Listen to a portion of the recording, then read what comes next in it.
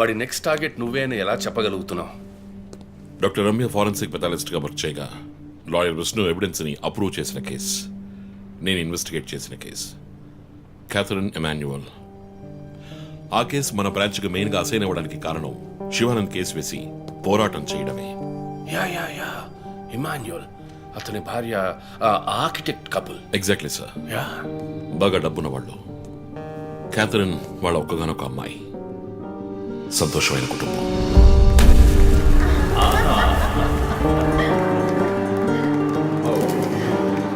Oh my God!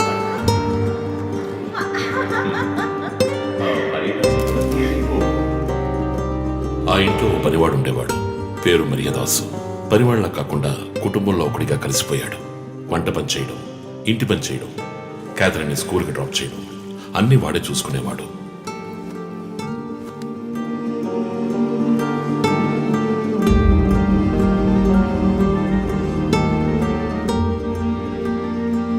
Mommy, look what I want. Oh, good, good. I have to go. Bye. Good show, Kathy. Keep it up. Good. బాగా బిజీగా ఉన్న parents దగ్గర దక్కని ప్రేమ, అభిమానం క్యాథరిన్కి మరియదాస్ దగ్గర దక్కాయి.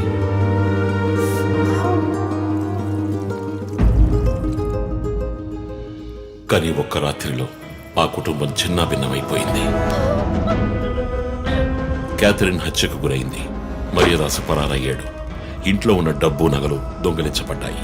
పోలీసులు మరియదాసుని సస్పెక్ట్ గా డిక్లేర్ చేసి కేసు ఫైల్ చేశారు. వారం అయినప్పటికీ మరియదాస్ ఆచూకీ తెలియనందువల్ల విక్టిమ్ ని పూడ్చిపెట్టి కేసు క్లోజ్ చేశారు.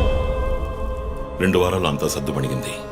కానీ ఈ కేసులో ఏదో మర్మం ఉంది, నిజమైన హంతకుడిని కనిపెట్టలేదు అని మీడియాలో వార్తలు ప్రసారం అయ్యాయి. ప్రజలు ధర్నాలు చేశారు. మరియదాస్ కుటుంబం శివానందని మీట్ అయ్యి రిక్వెస్ట్ చేసినందువల్ల హైకోర్టులో ప్రజా ప్రయోజన వ్యాజ్యం వేసి కేసుని రీఓపెన్ చేయించారు. హైకోర్టు ఆర్డర్తో ఒక స్పెషల్ ఇన్వెస్టిగేషన్ టీం నా నాయకత్వంలో ఏర్పాటైంది. నేను క్యాథరిన్ బాడీని ఎగ్జ్యూమ్ చేసి రీపోస్ట్ మార్టంకి ఆర్డర్ చేశాను. కానీ కేసు సాల్వ్ చేయడానికి ముఖ్యమైన ఎవిడెన్స్ అయిన మర్డర్ వెపన్ మాకు దొరకలేదు. ఒకరోజు I got the breakthrough. Hello. How are you? Fine. తీసుకోండి. No thanks. Can I go? Yeah, sure.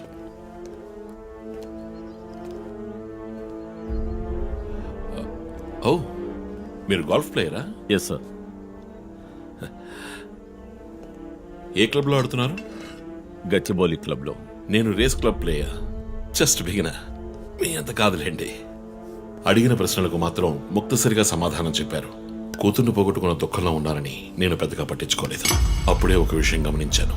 ఒక గోల్ఫ్ కిట్లో 16 క్లబ్బులుంటాయి. అన్నీ ఇంచుమించు ఒకేలాగుంటాయి. ఒకే ఒక్క క్లబ్ తప్ప, అదే పట్టర్. హోల్ దగ్గరున్న బంతిని కొట్టడానికి యూజ్ చేసే క్లబ్. ఇమాన్యువల్ దగ్గరున్న కిట్లో ఆ పట్టర్ కొత్తదిగా ఉంది. క్యాడీ దగ్గర మాట్లాడిన దాన్ని బట్టి ఇమాన్యువల్ హత్య జరిగిన 2 వారాల తర్వాత ఒకే ఒక్కసారి మాత్రం గోల్ఫ్ ఆడడానికి వచ్చినట్టుగా తెలిసింది.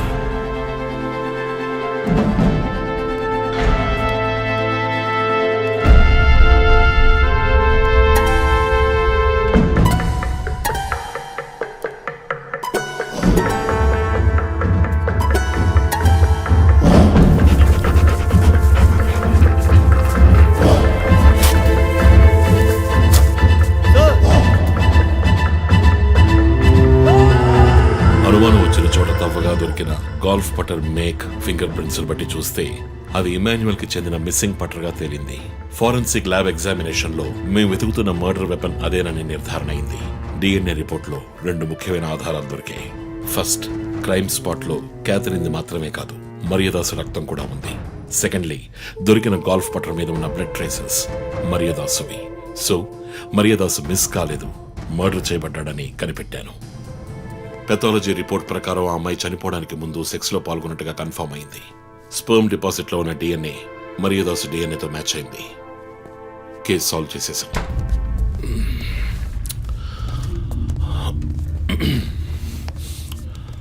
పోస్ట్ మార్టం రిపోర్ట్ ప్రకారం మరియదాసే ముందు చనిపోయాడు. ఆ తర్వాతే మీ అమ్మాయి. మీ ఇంటి సీసీటీవీ ఫుటేజ్ పరిశీలించి చూడగా అనుమానాస్పదంగా ఎవరూ లోపలికి రాలేదు.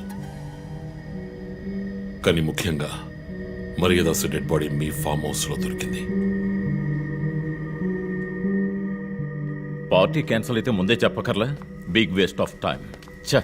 కొత్త కార్లో టెస్ట్ డ్రైవ్ వెళ్ళామనుకుంటే పోలా. ఆ,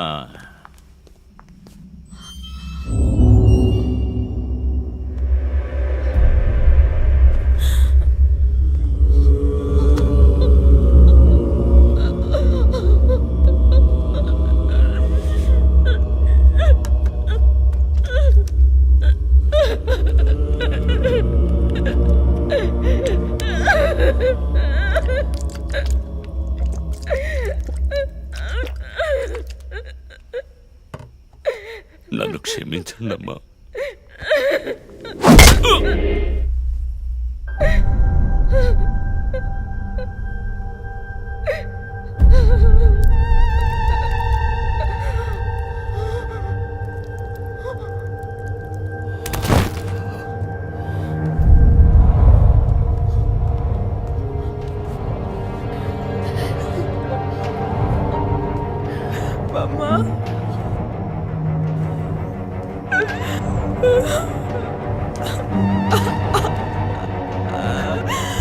Why did you do this, Papa? Why?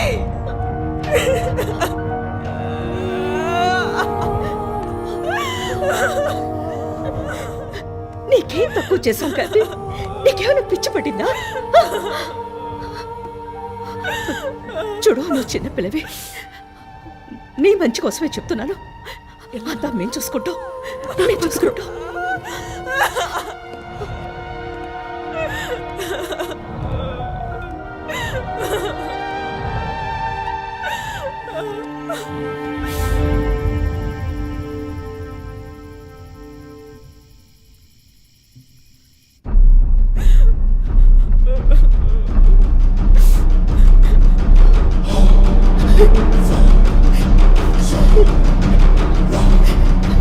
I'm gonna call the police.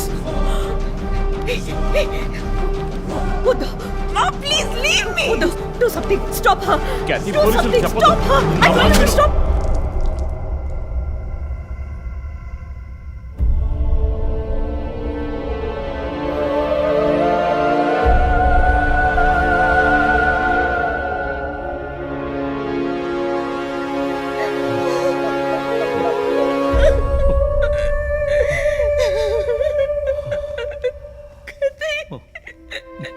Emmanuel సొసైటీలో చాలా గొప్ప వ్యక్తి, హైలీ ఇన్ఫ్లుయెన్షియల్. ఆ హత్యని కవరప్ చేసి క్రైమ్ సీన్ క్లీన్ చేసేశారు. డబ్బు నగలు దొంగలించబడి క్యాథరిన్ హత్య చేయబడిందని కేసు క్లోజ్ చేసేశారు. నేను ఇన్వెస్టిగేట్ చేసిన తర్వాతే నిజాలు బయటపడ్డాయి. సార్, ఒక తండ్రిగా నా పరిస్థితి ఆలోచించండి సార్. 16 ఏళ్లు నిండని పిల్ల సార్. ఇంట్లో ఉన్న పని వాడితో కోపంలో ఆ పని చేశాను సార్. మరియదాస్ రేప్ చేసి చంపేశాడు. ఆ కోపంలో నేను వాడిని కొట్టి చంపేశాను. అలా మీరు రిపోర్ట్ మార్చి రాయండి సార్. ఆల్రెడీ నా కూతురు గురించి ఏమేమి రాస్తున్నారో తెలుసా మీకు? టీవీ ఆన్ చేయడానికి భయపడుతున్నాం. రోజు మీడియాలో నా కూతుర్ని చూపించి రేప్ చేసినట్టు ఎలాంటి ఎవిడెన్స్ లేదు. వాళ్ళిద్దరూ ఇష్టపడే అలా నడుచుకున్నారు. అటాప్సీ రిపోర్ట్ క్లియర్గా చెప్తోంది. మీరిద్దరూ కలిసి ఎవిడెన్స్ని సప్రెస్ చేశారు. డాక్టర్ రమణతో కూడా దీని గురించి మాట్లాడాను. ఆవిడ కలెక్ట్ చేసిన డిఎన్ఏ ఎవిడెన్స్ చాలు మిమ్మల్ని కన్విట్ చేయడానికి. నేను డిఎన్ఏ రిపోర్ట్ మార్చి రాయిస్తాను. నాకు కనెక్షన్స్ ఉన్నాయి. అది నాకు వదిలిపెట్టండి. ఆ శాంపుల్ని బట్టి రిపోర్ట్ మార్చి రాయండి. మీకు ఎంత డబ్బు కావాలన్నా ఇస్తాను. ఇండియాలో, విదేశాల్లో. జస్ట్ అకౌంట్ నెంబర్ చెప్పండి. సార్, మేమిద్దరం సిటీలో లీడింగ్ ఆర్కిటెక్ట్స్. మా రెప్యుటేషన్ ఏం కావాలి? అవమానం sir. We have done right. Yeah, we are done. You have to face the consequences. నా దగ్గరే దాచిపెట్టారు కదా సార్. చెప్పకూడని విషయాలన్నీ చెప్పి ఇలా ఇరుక్కున్నారే సార్.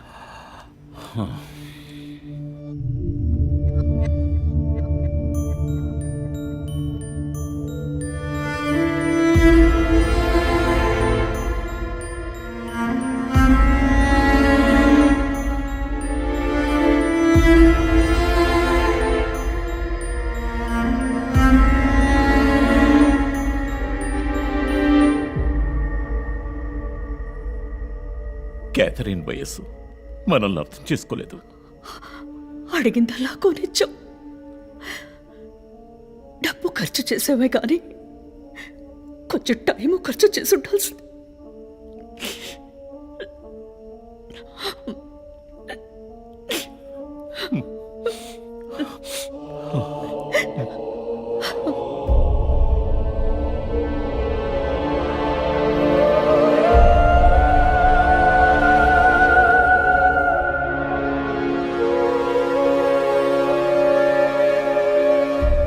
సో నీ థియరీ ఏంటి?